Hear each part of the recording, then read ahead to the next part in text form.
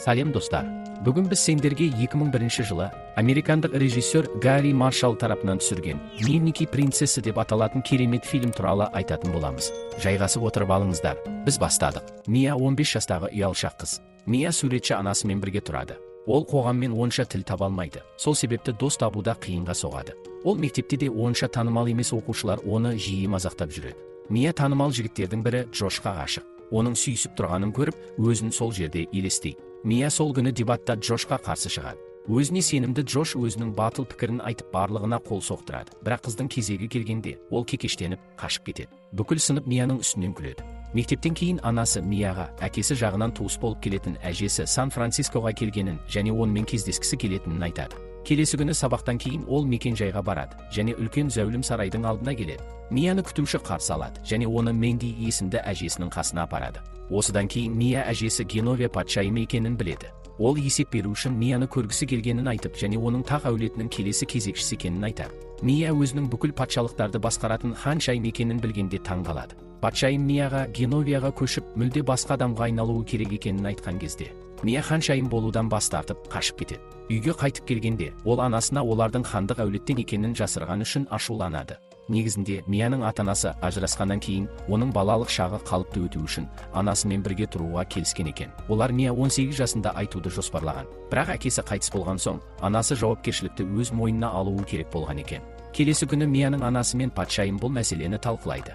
Мия бұл идеяға үзілді-кесілді қарсы болады. Бірақ анасы оны Ханшайымның сабақтарына қатысуға және оның сол жақта Ханшайым болғысы келетін немесе келмейтінін шешуге көндіреді. Патшайым Мияны тағайындалған қауіпсіздік бастығы Джомен бірге жібереді. Олар Мияны әлемнің Ханшайымы деп жариялағанға дейін қамқорлық жасайды және оның қауіпсіздігін қамтамасыз етеді. Мектептен кейін Мия автожөндеу шеберханасына барып, ескі көлігінің жөндеу жұмысы $400 тұратынын біледі. Бірақ қыздың бұған төлейтін ақшасы жоқ еді. Автокөлік жөндеу шеберханасында жұмыс істейтін Майкл Мияға бұрыннан ғашық болған, бірақ Мия Майклға назарда аудармайды. Осыдан кейін ол бірінші Ханшайым сабағына сарайға барады. Патшайым оның сыртқы келбетін сынайды. Бұл күні қыз барлық ханшайымдық белгілер туралы біліп алады. Билерден бастап түскі асқа және жеке презентацияларға дейін. Ол күнде мектептен кейін сарайға сабаққа барады. Осыған байланысты ол Лили екеуі бірге уақыт өткізбейді. Бір күні патшайым қыздың макияжын жасауға итальяндық стилист Пауланы шақырады. Пауло және оның көмекшілері оның келбетті болуы үшін оның қасын кесіп, шашын реттеп, маникюр мен бет күтімін жасайды. Сондай-ақ оның көзілдірігін сындырып, орнына линза киюге мәжбүрлейді.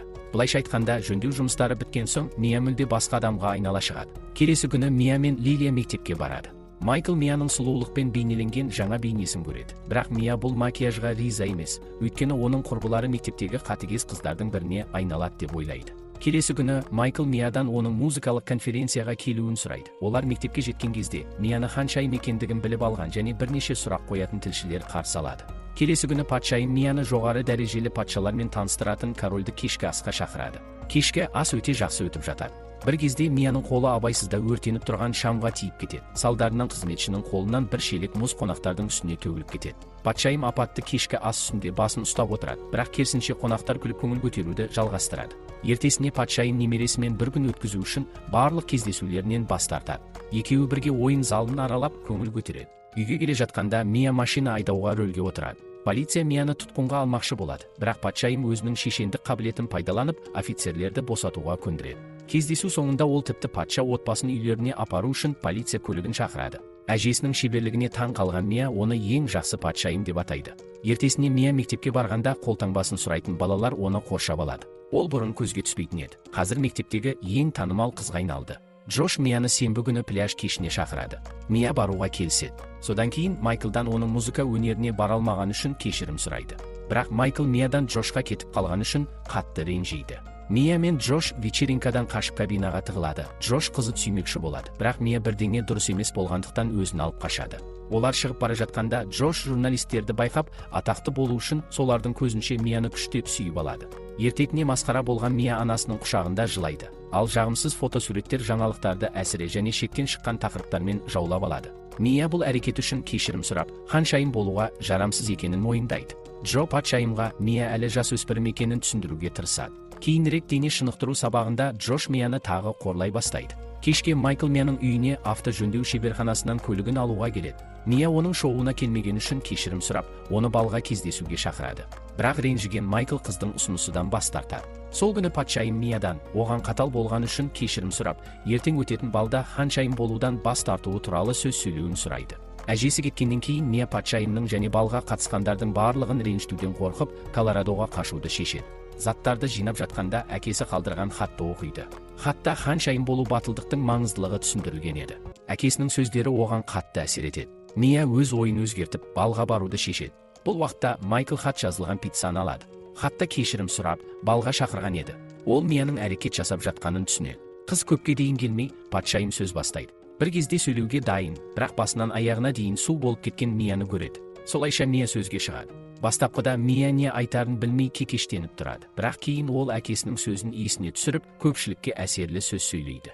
Сөзінің соңында ол өзін Геновия ханшайымы деп жариялайды. Содан кейін ханшайым әдемі көйлек киіп шығады. Бұл сәтте Майкл келеді. Ханшайым Майклмен билейді. Екеуі бір-бірінен кешірім сұрайды. Майкл Мияға өз сезімдерін білдіреді, және олар ақыры бір-бірін сүйеді. Және сол жерде фильм өз соңына жетеді. Достар, осымен біздің видео өз соңына жетті. Егер сіздерге фильм кішкене болса да ұнаған болса, арнаға қолдау көрсетіп кетіңіздер. Келесі кездескенше аман сау болайық.